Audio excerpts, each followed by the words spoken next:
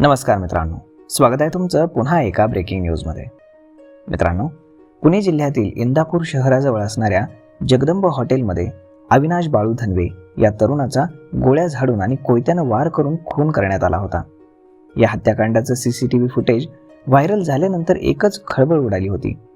या खून प्रकरणाचा उलगडा करण्यामध्ये पुणे ग्रामीण पोलिसांना यश आलं असून 4 आरोपींना अटक करण्यात आली आहे. तुरुंगामध्ये झालेल्या मारहाणीचा बदला म्हणून आरोपींनी अविनाश धनवे याचा खून केल्याचं आता तपासामध्ये समोर आलंय. यामध्ये शिवाजी भेंडेकर, आळंदी देवाची राहणार, मयूर उर्फ बाळा मुकेश पाटोळे, आंबेडकर चौक, आळंदी देवाची, त्यानंतर सतीश पांडे आणि सोमनाथ भत्ते अशी अटक करण्यात आलेल्या लोकांची नावं आहेत. तर आणखीन 4 आरोपींचा शोध सुरू असल्याची माहिती पोलीस अधीक्षक पंकज देशमुख यांनी दिली. या प्रकरणी अधिक माहिती अशी आहे की अविनाश धनवे हा सराईत गुन्हेगार होता. त्याची आळंदी आणि चरोली परिसरामध्ये दहशत होती.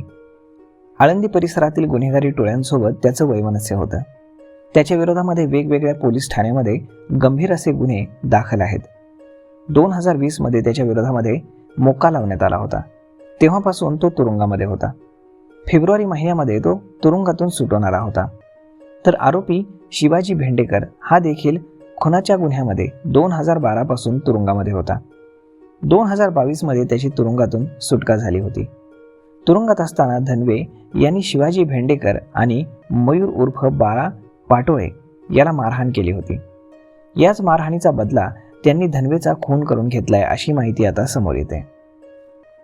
दरम्यान ज्या दिवशी अविनाश धनवे याचा खून झाला त्या दिवशी तो आळंदी येथून पंढरपूरला जाण्यासाठी निघाला होता. तेव्हापासूनच आरोपी त्याच्या मागावर होते. इंदापूर परिसरातील जगदंब हॉटेलवरती रात्री 8 वाजण्याच्या सुमारास अविनाश धनवे आणि त्याचे मित्र जेवण करण्यासाठी थांबले होते. हीच संधी साधून आरोपींनी त्याच्यावरती हल्ला केला. आरोपी मयूर उर्फ बाळा मुकेश पाटोळे यांनी सर्वात आधी अविनाशवरती गोळी झाडली. याच्यावर एकूण 4 गोळ्या झाडण्यात आल्या आणि त्यानंतर 4 कोयत्यानं 20हून अधिक वार त्याच्यामध्ये करण्यात आले.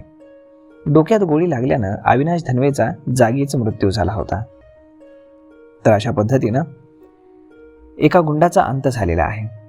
यावर आपलं मत काय हे तुम्ही आम्हाला कमेंट करून नक्कीच सांगा. आणि जर तुम्हाला हा व्हिडिओ आवडला असेल तर आपल्या जवळच्या मित्रमंडळींसोबत देखील हा व्हिडिओ तुम्ही शेअर करायला विसरू नका. धन्यवाद.